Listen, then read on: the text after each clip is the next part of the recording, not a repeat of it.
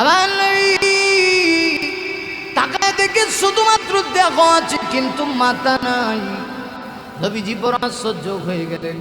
আমার নবী বলেন, মাথাটা আবার এমন ভাবে কাটছে মনে হয় কঠিন মাইর দিছে। নবী ডাক দিয়ে বলে, সাহাবীরা আছো কি কেউ তোমাদের ভিতরে এই লোকটার মাথা কোথায় এনে দিবা? একজন সাহাবী বলে, আমি দেখছি 40 হাত দূরেই তো তার মাথাটা পড়ে আছে। নবী বললেন, ঠিক আছে নিয়ে আসো। দেহের সঙ্গে মাথাটাকে লাগানো হলো। যখন জোড়া দেওয়া হয়েছে, যেই মুহূর্তে কানেকশন দেওয়া হয়েছে, নবী তাকায় দেখে রে এই লোকটার কেউ না, লোকটা হলো হযরতে আবু উবাইদা ইবনুল জাররার জন্মদাতা পিতা। নবী আশ্চর্য হয়ে এবার আমার নবী ডাক দিয়ে কই, কে রে? এই লোকটাকে কে মারছো? আবু উবাইদা হাত উঠায় কয়, নবী গো আমি। তুমি কেন মারলা? নবী গো পোড়া মারতে পারি নাই, বিমান আমি জানি জিহাদের ময়দানে আপনার বিপক্ষে জিহাদে আসছে, কিন্তু আমি তো মুমিন হইয়া আমি আল্লাহর ভালোবাসা চাচ্ছি পারি না, নবীর ভালোবাসা চাচ্ছি পারি না। হাজারবার আর বাবাকে আমি অর্থ করতে পারি গো নবী, একবার দুইবার তিনবার সুযোগ দিয়েছি, কিন্তু বুঝলো না সে আপনাকে মারতে চাই, কি আর করবো?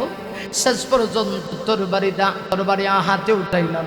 নবীকে দুঃখজনক হলে সত্য, এমনি দেখি অদৃশ্য এক শক্তি সে আমার কাছ থেকে তরবারিটা টেনে নিয়ে গেল। আমি পরিপূর্ণ মারতে পারি নাই, এই জন্য আমার দুঃখ লাগে, বাবার জন্য কোনো দুঃখ নাই। বেঈমান কাফেররা ডাক দেয়া কয়, বুঝছি এটার নাম বুঝি ইসলাম। ইসলামের কারণে নিজের বাবাকে সন্তান হত্যা করে, এটা কেমন ইসলাম মানি না, এরা মানতে চায় না গো। আমার নবী কি বলবেন, নবী নিজের মাথাটা নিচের দিকে কড়া দিছে, ঠিক সেই মুহূর্তে দেখে গেল জিবরিল আসর গন্ধা বেজে গেছে রে মুমিন। আমার আল্লাহ ডাক দিয়ে জিবরিল দৌড়ে যাও, দৌড়ে যাও, এটাই তো মুমিনের পরিচয়। আবু উবাইদা যে কাজটা করেছে রে, এটাই তো হলো সত্যিকার মুমিনের বৈশিষ্ট্য। আমার নবী চেহারা কেন মলিন করবে? আল্লাহ রাব্বুল আলামিন সঙ্গে সঙ্গে আমার আল্লাহ সূরা আল মুজাদালার 22 নম্বর আয়াতে কারিমাটা নাযিল করে পৃথিবীর সকল মানুষকে মেসেজ দিয়া বোঝায়, মুমিন যদি দাবি করতে হয় আবু উবাইদার মতো হওয়া লাগবে, ঠিক কিনা? আরে মুমিন হযরত তালহা রাদিয়াল্লাহু আনহু সঙ্গী সাথীদেরকে ডেকে ডেকে বলে, সঙ্গী সাথীরা রে, আমার নাকের ভিতরে কেমন জানি জান্নাতের সুঘ্রাণ পাচ্ছি। আমার মন বলতেছে আর বেশিক্ষণ আমি দুনিয়াতে বাঁচব না। দুষ্ট কাফেররা চতুর্দিক থেকে আমার নবীকে ঘেরাও করে ফেলেছে। আমি তালহা দুনিয়াতে বেঁচে থাকবো এই অবস্থা, ওরা আমার নবী কি সুযোগ পেয়ে মারবে তা হতে পারে না। আমি শহীদ হয়ে যাব, আমি ক্ষত বিক্ষত হয়ে যাব, আমাকে যাচনা করে ফেলবে।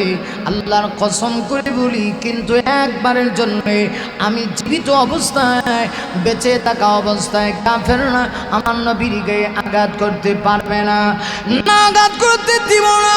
তবে শুনে নাও, তোমাদের কাছে আমার নবীর ইজ্জতটা আমানত দিলাম। ওরে সাবিরা সাবধান সাবধান, শুনে নাও, যদি তোমরা বেঁচে থাকা অবস্থায় নবীর গায়ে দুষ্ট কাফেররা একটা ঠুনকা মেরে দেয়, কিয়ামতের দিন আল্লাহ নবীর সামনে কেমনি চেহারা দেখাইবা? হযরত তালহার এই কথা শুনে অন্যান্য সাথীরা ডাক দিয়া কয়, তালহা না, আপনি ঘাবড়াবেন না, আপনি যেমন ভাবে প্রস্তুত আমরাও প্রস্তুত হয়ে গিয়েছি, জীবন দিব, রণাঙ্গনে জীবন দিব গো, এরপরেও নবীর গায়ে আঘাত করতে দিব না। বেঈমান কাফেররা তখন বুঝতে পেরেছে সাহাবীরা নবীকে মুখ দিয়া ভালোবাসে না, নবীকে কলিজা দিয়া মহব্বত করে। আরে এমনিতেই বেঈমান কাফেররা আওয়াজ দেয়া কয়, শোনো, তাহলে নবীর সাহাবীদেরকে একে একে দুনিয়া থেকে বিদায় করে দাও, শহীদ করে দাও, কে আগে মোকাবেলা করবা? হযরত তালহা হাত উঠায় কয়, আমি আগে মোকাবেলা করব, শক্তি আছে তো? হযরত তালহা বলেন, অবশ্যই, দেখি যতক্ষণ পর্যন্ত এক বিন্দু রক্ত আছে আল্লাহর কসম নবীর গায়ে আমি আঘাত করতে দিব না। যেই মুহূর্তে কথা বলেছে দুষ্ট কাফেররা চতুর্দিক থেকে হযরত তালহাকে টার্গেট করে ফেলেছে। শুধু তালহাকে টার্গেট করছে তা না গো, হযরত তালহাকে চতুর্দিক থেকে বৃষ্টির নেই অনবরত তীর আর বল্লম ছুটতে শুরু করছে। অনবরত হযরত তালহার গায়ে আরে বৃষ্টির নয়, বৃষ্টির নেই তীর আর বল্লম যখন তালহার গায়ে বিদ্ধ হতে শুরু হইল, হযরত তালহার চেহারাটা চাউলের চালনির মতো হয়ে গেছে, পুরা দেহটা ক্ষত বিক্ষত হয়ে গেছে। 70 থেকে 72টা আঘাত হযরত তালহার গায়ে বিদ্ধ হয়ে গেল, দুর্বল হয়ে গেলেন। হযরত তালহা আওয়াজ দিয়ে কয়, শোনো, আমার মনে হয় আর বেশিক্ষণ আমি বাঁচব না, আমি জান্নাতে চলে যাব। তিনি শহীদ হয়ে দুনিয়া থেকে চলে গেলেন। মুহূর্তের ভিতরে চতুর্দিক থেকে 9 জন সাহাবী আমার নবীকে ঘেরাও করে রেখেছে।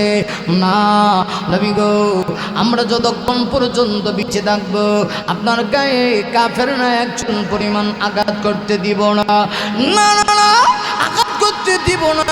এই কথা বলা মাত্রই দুষ্ট কাফেররা চতুর্দিক থেকে আরো 6 জন সাহাবীকে তারা শহীদ করে দিল। 8 জন সাহাবী শহীদ হয়ে গেলেন। মুহূর্তের ভিতরে 8 জন শহীদ। আমার নবী জর্জর করে চোখের পানি ছেড়ে দিয়া কান্না শুরু করছে। 2 জন সাহাবী, একজন সাহাবীর নাম হযরত কাতাদা, আরেকজন সাহাবীর নাম আবু দুজানা। 2 জন এবার বেঁচে আছে। প্রস্তুত, 2 জনের ভিতরে প্রতিযোগিতা। কাফেররা বলে কে আগে শহীদ হইবা। 2 জনই বলেন আমরা আগে জান্নাতে যাইতে চাই। না, তোমাদের ভিতরে একজনকে ফয়সালা করো গো, কে আগে জান্নাতে যাইবা। সর্বশেষ 2 জন প্রতিযোগিতামূলক অবস্থায় একজনের সিদ্ধান্ত হয়ে গেল। হযরত কাতাদা বলেন আমি আগে শহীদ হব। যেমন এই কথা বলেছি, দুষ্ট কাফেরদের ভিতরে কোনো দয়া মায়া নাই রে মুমিন, কোনো দয়া মায়া নাই। হযরত কাতাদাকে মুহূর্তের ভিতরে উপরি সুপুরি আঘাত করে তীর বল্লমের আঘাত দিয়া হযরত কাতাদাকে শেষ পর্যন্ত তারা শহীদ করে দিল।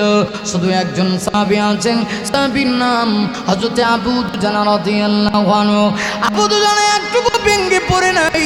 আবু দুজানা ডাক দেয়া কয়, নবী গো, নবী আপনি টেনশন করবেন না, না গো নবী আপনি কোনো টেনশন করবেন না, আমি আপনাকে সামনে থেকে ঢাল হয়ে আপনাকে বাঁচানোর চেষ্টা করব। পিছন দিক থেকে প্রয়োজনে কাফেররা আঘাত করলে আমি আবার পিছনের দিকে যাব না, শুধু পেছনে দাঁড়া, প্রয়োজনে আমি ডান দিকে গিয়ে ডাল হয়ে দাঁড়ায় থাকবো। কাফেররা যদি বাম দিক থেকে আঘাত করতে চায় আমি বাম দিকে ডাল হয়ে দাঁড়ায় থাকবো। কাফেররা ডাক দিয়ে কয়ে প্রস্তুত হয়ে যাও। হযরত আবু দুজানা রাদিয়াল্লাহু আনহু এবার নবীর সামনে ডাল হয়ে দাঁড়ায় আছে। চিন্তা করে এবার পিছন থেকে নাকি আক্রমণ করে দৌড়ে পিছনে আসে, আবার ডানে যায় আবার বামে যায়। এই অবস্থায় চতুর্দিক থেকে দুষ্ট কাফেররা হযরত আবু দুজানাকে একা পাইয়া শেষ পর্যন্ত আবু দুজানাকেও তারা শহীদ করে দিল। এবার নবীর সামনে কেউ নাই, আমার নবী একা। যে বগর দিয়ে আমার নবী একা, এমনিতে একটা কাফের ডাক দিয়া কয় এখনই সুযোগ দেয়, মুহাম্মদ ইবনে আব্দুল্লাহকে মার, জনমের মতো মার, ইচ্ছা মতো মার, মুহাম্মদকে মেরে শহীদ করে দে। যদি মুহাম্মদ দুনিয়া থেকে শহীদ হয়ে যায় ইসলাম পৃথিবীতে থাকবে না। এই কথা বলে একটা কাফের বিশাল বড় একটা পাথর হাতে উঠাইছে। নিষ্ঠুর পাষাণের মতো ওই পাথরটা হাতে উঠিয়া আমার নবীজির মাথা বরাবর লোহার টুপি বরাবর পাথরটা ছুঁড়ে মারলো। পাথরের আঘাতে মুহূর্তের ভিতরে এত শক্ত আঘাত আমার নবীজির মাথার মধ্যে লেগে গেল। নবীজির মাথার লোহার টুপিটা 2 টুকরা হয়ে গেল। একটা টুকরা আমার নবী বিশ্ব নবীর চেহারায় ঢুকে গেল, আরেকটা টুকরা নবীজির কপালে ঢুকে গেল। এমনিতেও কাফেররা ক্ষান্ত হয় নাই, নবীর প্রতি তাদের এত জিদ। আরেকটা কাফের কয় মার, এখনই তো সুযোগ যা। আবার একটা পাথর হাতে উঠাইছে, পাথরটা হাতে উঠে পুনরায় আমার নবীজির মাথা বরাবর যখন ছুঁড়ে মারছে গো, পাথরটা ছুঁড়ে মারার সাথে সাথে আবার নবীজির মাথা মুবারক থেকে পাথরটা ঘরে পরে পরে নবীজির 4টা দান মুবারক শহীদ হয়ে গেল। আবার নবীজির চেহারা রক্তে লাল হয়ে গেছে। নবীজি বেহুশ হয়ে জিহাদের ময়দানে গর্তে পড়ে গেলেন। আমার নবীকে সাহাবীরা তালাশ করে পায় না, সাহাবীরা তালাশ করে পায় না গো। মনে হয় যেন একটা জিহাদের ময়দানে কিয়ামত জারি হয়ে গেছে। শুধু তাই না, বুখারীতে দুইটা বর্ণনা, একটা হলো শয়তান মুনাফিকের স্বরূপ ধারণ করে মুসলমানদেরকে দুর্বল করার জন্য জিহাদের ময়দানে ঘোষণা দিয়েছে, কুতিলা মুহাম্মদ সাল্লাল্লাহু আলাইহি ওয়াসাল্লাম, মুহাম্মদ সাল্লাল্লাহু আলাইহি ওয়াসাল্লাম শহীদ হয়ে গিয়েছে। যেমনি কথা বলেছি, এমনি সাহাবীরা বলেন মনে হয় যেন আসমানটা ভেঙে আমাদের মাথার উপরে পড়ে গেছে। সাহাবীরা আকাশের দিকে তাকায় আর ডাক দিয়ে গো, প্রভু তোমার নবী নাই, এই পৃথিবীতে আমরা থাকতে চাই না গো, নবী নাই পৃথিবীতে থেকে কি করব। সাহাবীরা পাগল হয়ে গেছে। হযরত তোমার কোনোদিন নরম হয় না, মোরা নরম না, বর্জ্য হুঙ্কার দিয়ে হযরত তোমার জিহাদের ময়দানে ঘোষণা করে দিয়েছি, যদি কেউ কইবি নবী নাই, আল্লাহর কসম আমি তরবারি দিয়ে তার সঙ্গে মোকাবেলা করব। আল্লাহু আকবার। আর জোরে বলেন আল্লাহু আকবার। যার নাম মনে হলে ভরে যাইব, খোলাফাই রাশিদার মোরে ফারুক, যার নাম মনে হলে ভরে যাইব, খোলাফাই রাশিদার মোরে ফারুক। মাবুদির পথে ছিল নিবেদিত প্রাণ, জীবন করে দুঃখীদের ত্রাণ। মাবুদির পথে ছিল নিবেদিত প্রাণ, জীবন করে দুঃখীদের ত্রাণ। তে করি দুনিয়ার আলিশান সুখ, ওমরে ফারুক, ওমরে ফারুক। মারহাবা কর আমার সঙ্গে সবাই, ওমরে ফারুক বলেন তিনবার, ওমরে। যার নাম মনে হলে ভরে যাইব, খোলাফাই রাশিদার মোরে ফারুক। মাবুদির পথে ছিল নিবেদিত প্রাণ, জীবন করে দুঃখীদের ত্রাণ। তে করি দুনিয়া আলিশান সুখ, ওমরে ফারুক, ওমরে ফারুক। আল্লাহু আকবার। নাওয়ার বাতিলের সামনে মাথা নত করে না। হযরত তোমার তরবারি উঠায় কয়, যদি কেউ কইবি নবী নাই শেষ। সুবহানাল্লাহ কর আরো জোরে। রাখবো না দুনিয়ায়, রাখুম না রে তোরে দুনিয়াতে রাখবো না, নবী নাই। হযরত তোমার সেটা বরদাস্ত করতে পারে না। দেখেন না সাহাবীরা কেমন ভাবে নবীকে ভালোবাসে। আজকে দাবি করি নবীকে মহব্বত করি, কিন্তু নবীর জন্য যদি জীবন দিতে হয় রাজি না। কথা কোন ঠিক কিনা? হযরত ওমর ডাক দিয়া কয়, যদি কইবি নবী নাই, আল্লাহর কসম আমি তরবারি দিয়া তার সঙ্গে চূড়ান্তভাবে ফয়সালা করব। মুহূর্তের ভিতরে জিহাদের ময়দানে সাহাবীরা পাগল পারা হয়া নবীকে তালাশ করা শুরু করে দিয়েছি। মদিনার আবাল বৃদ্ধ বনিতা পর্যন্ত কান্না করে, শুধু কান্দি কান্দি, নবী নেই গো, এই পৃথিবী থেকে কি করব। হযরত আলী বলেন, আমি জিহাদের ময়দানে একটা দৌড় মারছি। হযরত আলী আমার নবীকে কে তুমি কত মহব্বত করে। আলী বলে, যতক্ষণ পর্যন্ত নবীকে না পাবো ততক্ষণ আমি আমার স্থানে ফেরত আসবো না। হযরত আলী একটা দৌড় মারছে। হঠাৎ করে আলী বলেন, আমার চোখে বেশি উঠছে, আবার নবীর চেহারা মুবারক দেখা যায় কিন্তু ছিঁড়া যায় না। হযরত আলী একটা দৌড় মারলেন, দৌড় মারে একদম গর্তের কাছে গেলেন। কাছে গিয়া দেখে সত্যি আমার নবীর চেহারা। হযরত আলী কই তাকায় দেখি, যে নবীর চেহারার কাছে আকাশের পূর্ণিমার চাঁদ হার মানায়, আজকে ওই নবীকে চিনা যায় না। হযরত আলী দৃশ্য থেকে বরদাস্ত করতে পারে নাই। আরে ওই হযরত আলী আকাশের দিকে হাত উঠায় কয়, প্রভু, প্রভু, এই জমিন মালার অবস্থা কেমন হতে পারে গো, যারা তার নবীকে এইভাবে আঘাত করে। হযরত আলী রাদিয়াল্লাহু আনহু এই কথা বলেছেন। আলীর চোখ দিয়ে ঝরঝর করে পানি আসতেছে। হযরত আলী বলেন, এমনি দেখি নবীজির একটু হুঁশ ফিরে আসলো। নবীজি কেমন জানি আমার কথাটা বুঝে ফেলছে। যেমনি বুঝে ফেলছে, হযরত আলী বলেন, নবীজি আমাকে ইশারা দিলেন, আলী তোমার কানটা আমি বিশ্ব নবীজির মুখ মোবারকের কাছে আনো। আলী বলেন, আমি কানটা কাছে আসেনি, এমনি দেখি নবীজি ফিস ফিস করে ডাক দেয়া কয়, আলী রে আলী, বদুয়া দিস না রে, বদুয়া দিলে আমি কার কাছে গিয়ে কালেমার দাওয়াত দিমু। আবার নবী ডাক দেয়া কয়, আলী একটা কাজ কর, জিহাদের ময়দানে আমার সাহাবীরা না জানি ব্যঙ্গে পড়েছে কিনা, ইসলাম তো ধ্বংস হতে দেওয়া যাবে না। আলী একটা কাজ করো, আলী পারবানি আমি নবীকে একটু ধার করাইতে। হযরত আলী বলেন, হুজুর আমার জীবন যা করে তাক আমি আপনাকে ধার করাবো। নবীজি হযরত আলীর কাজী বন্ধ করে নবীজি এবার একটু দাঁড়াইলেন। আবার নবী দাঁড়াইলেন, রাসূল যখন দাঁড়াইছে মনে হয় যেন পুরো পৃথিবীতে আলোকিত হয়ে গেছে। সাহাবীরা দৌড়ায় আসে আমার নবীকে এক নজর দেখার জন্য। জানলে সাহাবীরা জোরে নবীজি দুনিয়াতে বেঁচে আছে। সাহাবীরা কয় মনে হয় যেন আমরা নতুন একটা জীবন উপহার পেয়েছি। সাহাবীরা দলে দলে আমার নবীর কাছে এসেছে, কারণ সাহাবীরা আমার নবীকে কলিজা দিয়া ভালোবাসে, ঠিক কিনা? কলিজা দিয়া সাহাবীরা আমার নবীকে ভালোবাসে। হযরত আলী যখন ঘোষণা দিয়েছিলেন নবী দুনিয়াতে বেঁচে আছে, সকল সাহাবীরা দলে দলে আসতেছে। আহা আহ, কি চেহারা! যে নবীর চেহারার কাছে আকাশের পূর্ণিমার চাঁদ হার মানায়, আজকে চেহারা দেখে সাহাবীরা তো চিনতে পারে না, কারণ আমার নবীর কি চেহারা! আকাশ হতে চাঁদ নেমেটি মা আমিনার কোলে, আদর রাতে উঠল যেন চাঁদের ছেরাগ ঝোলে, চাঁদের ছেরাগ ঝোলে। আকাশ হতে চাঁদ নেমেছি মা আমিনার কোলে, আদর রাতে উঠল যেন চাঁদের ছেরাগ ঝোলে, চাঁদের ছেরাগ ঝোলে।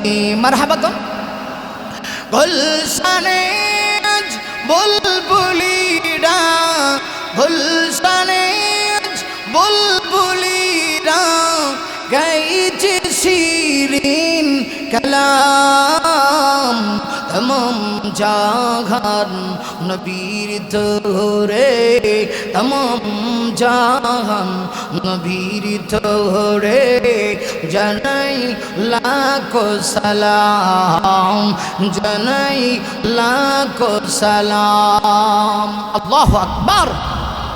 সেই নবীজির চেহারার কাছে আকাশের পূর্ণিমার চারটা হার মানায়। সাহাবীরা আজকে নবীর চেহারা চিনা যায় না। একে তো কপালের ভিতরে একটা লোহার অংশ ঢুকছে, আরেকটা চেহারা মোবারক, এত সুন্দর চেহারা। এই চাঁদের আলো যার কাছে হার মানায়, তার চেহারায় যদি একটা লোহার একটা টুকরা ঢুকে যায়, এদিক দিয়ে ফুসরিঙ্গি দিয়ে রক্ত বের হয়, ওদিক দিয়ে ফুসরিঙ্গি দিয়ে রক্ত বের হয়, যেভাবে রক্ত পড়তেছে। সাহাবীদের ভিতরে সবচেয়ে বড় আশিক ছিল, আশিক রাসূল ছিল হযরত আবু বকর। আবু বকর সিদ্দিক দৌড়ে আসলেন। আবু বকর এসে বুক যেন ফেটে যাচ্ছে, কলিজা ফেটে যাচ্ছে। আবু বকর সিদ্দিক কোনো কথা বলতে পারে না। আল্লাহ, তোমার নবীকে এরকম দেখবো, তোমার নবীকে এরকম দেখবো, জিন্দিগিতে কল্পনাও করতে পারছি না। কিন্তু রসুলের এইভাবে যে লোহার অংশ ঢুকছে, এটাকে যদি বের না করা হয়, রক্ত শূন্য হয়ে, আল্লাহ না করো, আল্লাহ যদি তার বন্ধুকে রাত করে জমিন থেকে উঠে নিয়ে যায়, তাহলে আমরা এই পৃথিবীতে থেকে কী করব? ওই যে বলছিলাম, ঠিক সেই মুহূর্তে ওই যে সাহাবী আবু উবাইদা ইবনুল জাররাহ, বলছিলাম না তার সামনে আয়াত নাজিল হয়েছে, মুমিন কাকে বলে দেখেন।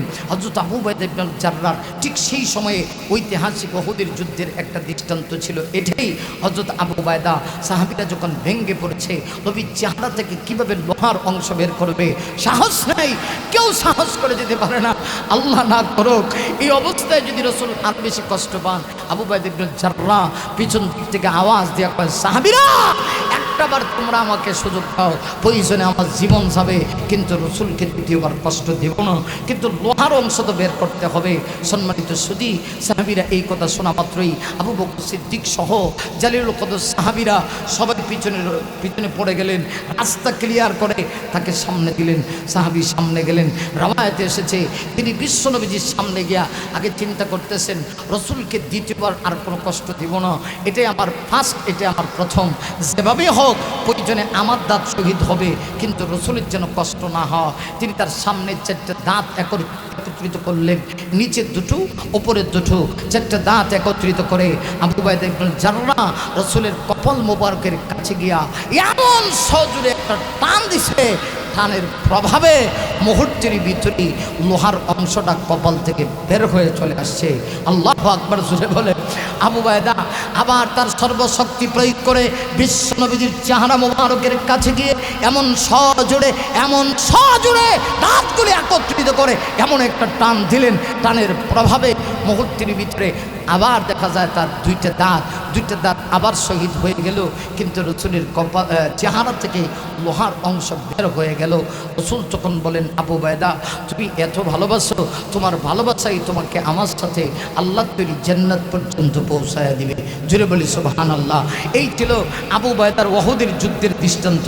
আসুন বলছিলাম বদরের যুদ্ধের দৃষ্টান্তটা না বুঝলে আয়াতের আলোচনাটা বুঝবেন না। একেবারে সংক্ষেপ বদরের যুদ্ধের ঘটনা না। আপনারা জানেন বদরের যুদ্ধেও মুসলমানদের সংখ্যা ছিল 313, বেঈমানদের সংখ্যা ছিল 1000-এর চাইতে বেশি।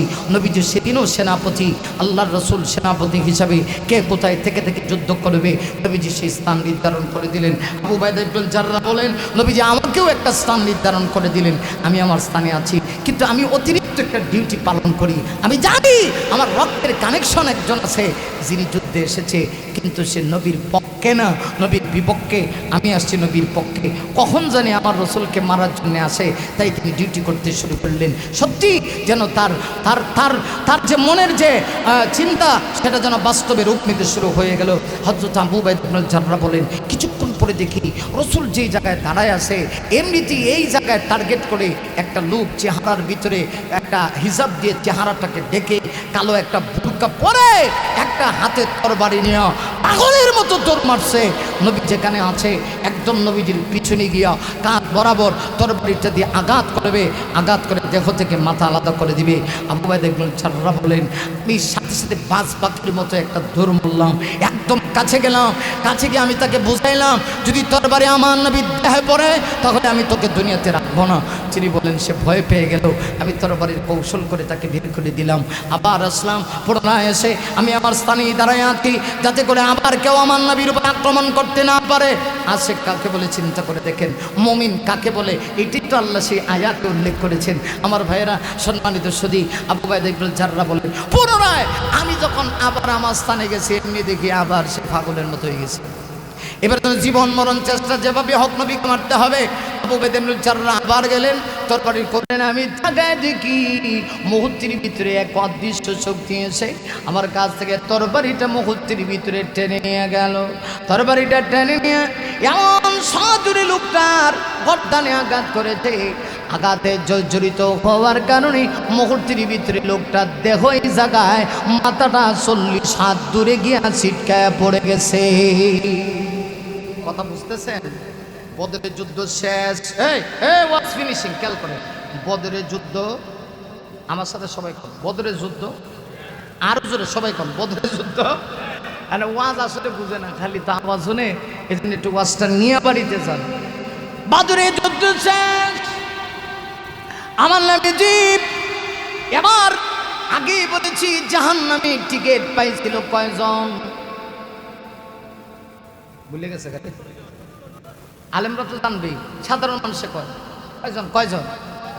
বদরের যুদ্ধ শেষ, জাহান্নামে টিকিট পেয়েছিল মার্কা মারা 70 জন বেঈমান কাফের। রহমতুল নবীর এত দরদ, আমার নবী চায় না রে কোন জাহান্নামে যাক। নবীজি বড় কষ্ট পাইলেন আর বললেন, সাহাবীরা রে, এই মার্কা মারা জাহান্নামের টিকিট প্রাপ্ত 70টা কাফেরের লাশ আমার সামনে হাজির করো। যখন হাজির করা হয়েছি, নবীজি তখন তাকায় দেখে একটা আশ্চর্যজনক লাশ দেখা যায়। স্মরণ আছে? রাসূল তাকায় দেখে দেহ আছে কিন্তু মাথা নাই। দেহ আছে মাথা নাই। এইটাই ওদের পয়েন্ট, বুঝেন? আমার নবী তাকায় দেখে শুধুমাত্র দেহ আছে কিন্তু মাথা নাই। নবীজি বড় আশ্চর্য হয়ে গেলেন। আমার নবী বলেন, মাথাটা আবার এমন ভাবে কাটছে মনে হয় এক কঠিন মাইর দিছে। নবী ডাক দিয়ে বলে, সাহাবীরা আছো কি কেউ তোমাদের ভিতরে এই লোকটার মাথা কোথায় এনে দিবা? একজন সাহাবী বলে, আমি দেখছিস 40 হাত দূরেই তো তার মাথাটা পড়ে আছে। নবী বললেন, ঠিক আছে নিয়ে আসো। দেহের সঙ্গে মাথাটাকে লাগানো হলো। যখন জোড়া দেওয়া হয়েছে, যেই মুহূর্তে কানেকশন দেওয়া হয়েছে, নবী তাকায় দেখে রে এই লোকটার কেওনা লোকটা হলো হযরতে আবু উবাইদা ইবনুল জাররার জন্মদাতা পিতা। নবী আশ্চর্য হয়ে এবার আমার নবী লাগ দিয়ে কই, কে রে এই লোকটাকে কে মারছো? আবু উবাইদা হাত উঠায় কয়, নবী গো আমি। তুমি কেন মারলা? নবী গো পুরা মারতে পারি নাই, বেঈমান আমি জানি জিহাদের ময়দানে আপনার বিপক্ষে জিহাদে আসছে, কিন্তু আমি তো মুমিন হইয়া আমি আল্লাহর ভালোবাসা চাচ্ছি পারি না, নবীর ভালোবাসা চাচ্ছি পারি না। হাজারবার আর বাবাকে আমি অন্ত করতে পারি গো নবী। একবার দুইবার তিনবার সুযোগ দিয়েছি, কিন্তু বুঝলো না সে আপনাকে মারতে চাই, কি আর করবো। শেষ পর্যন্ত তরবারি হাতে উঠাইলাম। নবী গো দুঃখজনক হলে সত্য, এমনি দেখি অদৃশ্য এক শক্তি এসে আমার কাছ থেকে তরবারিটা টেনে নিয়ে গেল। আমি পরিপূর্ণ মারতে পারি না, এই জন্য আমার দুঃখ লাগে, বাবার জন্য কোনো দুঃখ নাই। বেঈমান কাফেররা ডাক দেওয়া বুঝছি এটার নাম বুঝি ইসলাম। যে ইসলামের কারণে নিজের বাবাকে সন্তান হত্যা করে, এটা কেমন ইসলাম মানে না, এরা মানতে চায় না গো। আমার নবী কি বলবেন, নবী নিজের মাথাটা নিচের দিকে করে দিছে। ঠিক সেই মুহূর্তে ডেকে গেল জিবরিল, আসর ঘন্টা বেঁধে গেছে রে মুমিন। আমার আল্লাহ ডাক দিতে, জিবরিল দৌড়ে যাও, দৌড়ে যাও। এটাই তো মুমিনের পরিচয়। আবু উবাইদা যে কাজটা করেছে রে, এটাই তো হলো সত্যিকার মুমিনের বৈশিষ্ট্য। আমার নবী চেহারা কেন মলিন করবে? আল্লাহ রাব্বুল আলামিন সঙ্গে সঙ্গে আমার আল্লাহ সূরা আল মুজাদালার 22 নম্বর আয়াতে কারিমাটা নাযিল করে পৃথিবীর সকল মানুষকে মেসেজ দিয়া বোঝায়, মুমিন যদি দাবি করতে হয় আবু উবাইদার মতো হওয়া লাগবে, ঠিক কিনা? আল্লাহ আয়াত নাযিল করছে, নাযিল করে সূরা আল মুজাদালার 22 নম্বর আয়াতে সেই কথাটাই আল্লাহ পাক জানাই দিয়েছেন যে একজন মুমিন কেমন হওয়া লাগে। লা তাজিদু কওমান ইউমিনুনা বিল্লাহি ওয়াল ইয়াউমিল আখির, যেটা আমার দেওয়া হয়েছে। আসলে এই আয়াতের তাফসীর অন্যান্য আয়াতের মতো না, মাসআলাগত অনেক বিষয় এখানে না। এখানে মুমিনের কোয়ালিটিটা কি আল্লাহ পাক সেটা বোঝাইছেন। শুধুমাত্র এই বিষয়টা বোঝানোর জন্য এতক্ষণের কথা বলেছি। তাই আল্লাহ পাক বলেন, লা তাজিদু কওমান ইউমিনুনা বিল্লাহ। হে নবী, জমিনের মধ্যে এমন কোন সম্প্রদায়ের লোক আপনি পাবেন না ইউমিনুনা বিল্লাহ, যারা আল্লাহর প্রতি বিশ্বাস করে, ওয়াল ইয়াউমিল আখির, পরকালের প্রতি বিশ্বাস করে, ইউবাদুনা মান আদাল্লাহ ওয়া রাসূলা, অথচ তার সামনে আল্লাহ এবং তার রাসূলের বিরুদ্ধাচরণ করা হবে।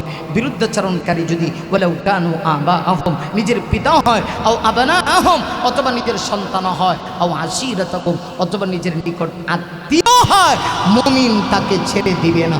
কেননা আল্লাহ বলেন, উলাইকা কাতাবা ফি কুলুবিহিমুল ঈমান, আল্লাহ ওই সমস্ত লোকদের কলবের ভিতরে ঈমানকে এমনভাবে ঢুকায় দিয়েছেন যে ঈমানের দাম সবচেয়ে বেশি। ঈমানের দাম বেশি হওয়ার কারণে পৃথিবীর সব ছাড়বে, মা বাবা ছাড়বে, ঈমান ছাড়বে না। কথা কোন ঠিক?